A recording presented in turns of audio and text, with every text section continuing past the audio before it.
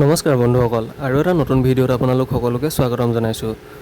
আমি আজি এইটো ভিডিঅ'ত আলোচনা কৰিম সেৱা সেতু পৰ্টেলটোত মাত্ৰ 10 টকাত আপোনালোকে PRC কেনেদৰে এপ্লাই কৰিব পাৰিব। তো তাৰ বাবে আপোনালোকৰ মোবাইল বা পিচিত যিকোনো এটা ব্ৰাউজাৰ ওপেন কৰি ল'ব আৰু সাৰ্চ কৰিব সেৱা সেতু। সেৱা সেতু লিখি সাৰ্চ কৰি দিয়াৰ লগে লগে আপোনালোকৰ সন্মুখত যোনটো ফাৰ্ষ্ট লিংক দেখা পাব সেৱা সেতু গভৰ্ণমেণ্ট অফ আছাম, সেই লিংকটোত আপোনালোকে ক্লিক কৰি দিব। লিংকটোত ক্লিক কৰি দিয়াৰ লগে লগে আপোনালোকৰ সন্মুখত এনেকুৱা ধৰণৰ এটা পেজ ওপেন হৈ যাব। ইয়াত আপোনালোকে যোনটো ফাৰ্ষ্ট অপশ্যন দেখা পাইছে লগইন, সেই লগইনত আপোনালোকে ক্লিক কৰি দিব। ক্লিক কৰি দিয়াৰ লগে লগে আপোনালোকৰ সন্মুখত এনেকুৱা ধৰণৰ এটা টপ আপ দেখা পাব। ইয়াত বাই ডিফল্ট আপোনাৰ চিটিজেন চিলেক্ট থাকিব, আপোনালোকে চিটিজেনতে ক্লিক কৰি দিব। চিটিজেনত ক্লিক কৰি দিয়াৰ লগে লগে আপোনালোকৰ সন্মুখত এনেকুৱা ধৰণৰ এটা পেজ ওপেন হৈ যাব। ইয়াত আপোনালোকে ইউজাৰ নেম আৰু পাছৱৰ্ডটো দি লগইন হৈ ল'ব লাগিব। তো সেৱা সেতুত যদি আপোনালোকে কেনেদৰে একাউণ্ট ক্ৰিয়েট কৰে সেইটো নাজানে, দেন ইয়াৰ ওপৰত মই এটা ভিডিঅ' বনাই থোৱা আছে, ডেছক্ৰিপশ্যনত তাৰ লিংকটো দি দিম। সেই ভিডিঅ'টো চাই আপোনালোকে নিজৰ একাউণ্টটো ক্ৰিয়েট কৰি ল'ব। তো মই এতিয়া ইয়াত লগইন হৈ লৈছোঁ।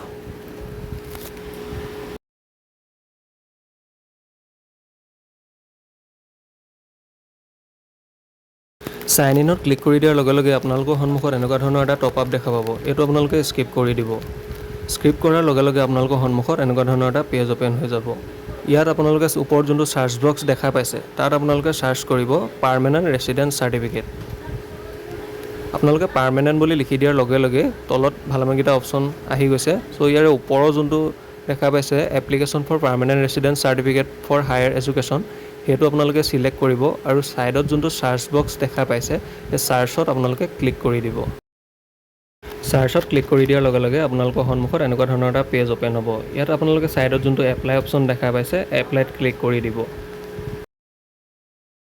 এপ্লাইত ক্লিক কৰি দিয়াৰ লগে লগে আপোনালোকৰ সন্মুখত এনেকুৱা ধৰণৰ এটা পেজ ওপেন হৈ যাব। ইয়াত কিছুমান গাইডলাইন্স দিয়া আছে, সেই গাইডলাইন্সসমূহ আপোনালোকে পঢ়ি চাব। আৰু গাইডলাইন্সৰ ছাইডত যোনটো আপোনালোকে ৰিকুৱাৰমেণ্টছ দেখিছে, তাত আপোনালোকে ক্লিক কৰিলে দেখা পাব যে আপোনালোকৰ PRCখন এপ্লাই কৰিবৰ বাবে আপোনালোকক কি কি নথিপত্ৰৰ দৰকাৰ হ'ব। এই সকলোবিলাক নথিপত্ৰ আপোনালোকে PDF ফৰ্মেটত স্কেন কৰি ল'ব। কাৰণ আপোনালোকে যেতিয়া আপলোড কৰিব ডকুমেণ্টছ, তেতিয়া সকলোবিলাক আপোনালোকে PDF ফৰ্মেটত আপলোড কৰিব লাগিব। সকলোবিলাক পঢ়ি চোৱাৰ পাছত ওপৰত যোনটো এপ্লাই অপশ্যন দেখা পাইছে, সেই এপ্লাইত আপোনালোকে ক্লিক কৰি দিব। ক্লিক কৰি দিয়াৰ লগে লগে আপোনালোকৰ সন্মুখত PRCৰ যোনখন এপ্লিকেশ্যন ফৰ্ম, সেইখন ওপেন হৈ যাব। ইয়াত ফাৰ্ষ্ট থাকিব আপোনাৰ লেংগুৱেজ অফ চাৰ্টিফিকেট, মানে আপোনালোকে চাৰ্টিফিকেটখন কোনটো লেংগুৱেজত বিচাৰিছে। তো ইয়াত বাই ডিফল্ট ইংলিছ চিলেক্ট থাকে, আপোনালোকে ইংলিছে থাকিব দিব। তো এতিয়া শুদ্ধভাৱে আপোনালোকৰ যোনখিনি ডিটেইলছ হয়, সেই ডিটেইলছখিনি ইয়াত ফিল কৰি ল'ব। এপ্লিকেশ্যনখন ফিল কৰোঁতে আপোনালোকে এটা কথা মনত ৰাখিব, ছাইডত যোনবিলাকত আপোনালোকে ষ্টাৰ মাৰ্ক দিয়া দেখা পাইছে, সেই সকলোবিলাক আপোনালোকে ফিল কৰিব লাগিব। আৰু যোনবিলাকত ষ্টাৰ মাৰ্কটো নাই, সেইবিলাক আপোনালোকে ফিল নকৰিলেও কোনো প্ৰব্লেম নহ'ব। তো সেইবিলাক আপোনালোকে খালী হৈ থাকিবলৈ দিব পাৰে। চ' ইয়াত আপোনালোকৰ যোনবিলাক মেণ্ডেটৰী, সেই সকলোবিলাক আপোনালোকে ফিল কৰি ল'ব। পাৰ্চনেল ডিটেইলছসমূহ ফিল কৰাৰ পিছত আপোনালোকৰ যোনটো এড্ৰেছ হয়, সেই এড্ৰেছটো ইয়াত ফিল কৰি ল'ব।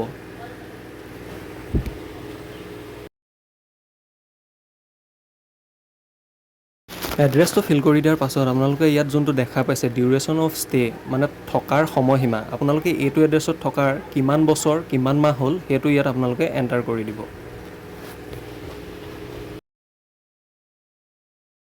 সেইটো ফিল কৰাৰ পাছত আপোনালোকে কাৰেণ্ট এড্ৰেছটো ফিল কৰিব লাগিব।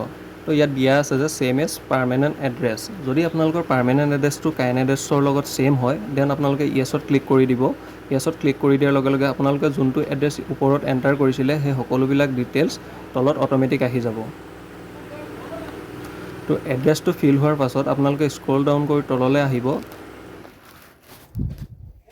ইয়াত আপোনালোকে ফাৰ্ষ্ট দেখা পাব reason for application for PRC। তো এইটো বাই ডিফল্ট আপোনাৰ হায়াৰ এডুকেশ্যন চিলেক্ট হৈ থাকে, আপোনালোকে এইটো থাকিব দিব। দেন নেক্সট আপোনালোকে দিব লাগিব name of the institution where studied last. আপোনালোকে শেহতীয়া যোনখন ইনষ্টিটিউশ্যনৰ পৰা আপোনালোকে পাছ আউট হৈছিলে, সেইখনৰ নামটো ইয়াত এণ্টাৰ কৰি দিব। এইটো এণ্টাৰ কৰাৰ পিছত এইটো আপোনাৰ ইয়াক সুধিছে যে do you have any criminal record, আপোনাৰ ক্ৰিমিনেল ৰেকৰ্ড আছে নেকি, সেইটো ইয়াত সোধা হৈছে। চ' ইয়াত আপোনালোকে ন' চিলেক্ট কৰিব।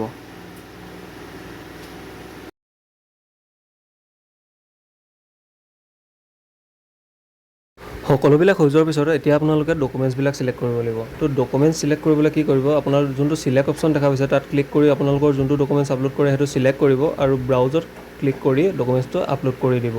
তো ভিডিঅ'টো বহুত দীঘলীয়া হ'বগৈ, চ' মই ডকুমেণ্টছবিলাক আগতীয়াকৈ চিলেক্ট কৰি আপোনালোকক দেখাই আছোঁ। ভিডিঅ'টো দীঘলীয়া হোৱাৰ বাবে মই ফাৰ্ষ্ট আপলোড কৰি আপোনালোকক দেখাই দিছোঁ। চ' আপোনালোকে বুজি পোৱাত যদি কিবা খেলি মেলি হয় তেন আপোনালোকে কমেণ্ট বক্সত কমেণ্ট কৰিব, মই নিশ্চয় আপোনালোকক হেল্প কৰিম।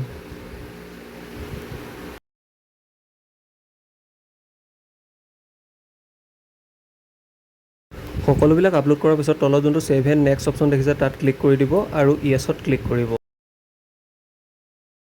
য়েছত ক্লিক কৰি দিয়াৰ লগে লগে আপোনালোকৰ প্ৰিভিউটো অ'পেন হৈ যাব।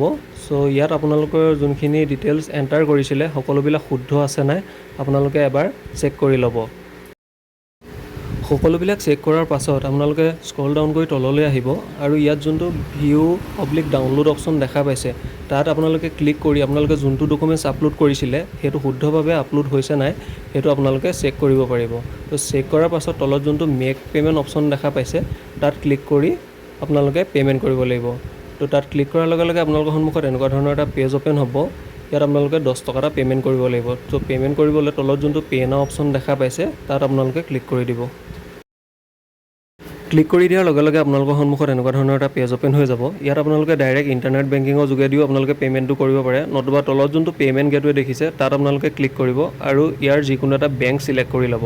তো মই আপোনালোকক ৰেফাৰ কৰিম আপোনালোকে কানাড়া বেংকটো চিলেক্ট কৰিব, কাৰণ আপোনালোকে ইয়াত QR পে'মেণ্টটো কৰিব পাৰিব। তো কানাড়া বেংকটো চিলেক্ট কৰিব। চিলেক্ট কৰি তলত যোনটো এগ্ৰী অপশ্যন দেখা পাইছে তাত এগ্ৰী কৰি প্ৰচিড টু পে'মেণ্টত ক্লিক কৰি দিব। তাত ক্লিক কৰি দিয়াৰ লগে লগে এনেকুৱা ধৰণৰ এটা টপ আপ আহিব, সেইটো আপোনালোকে অ'কে কৰি দিব।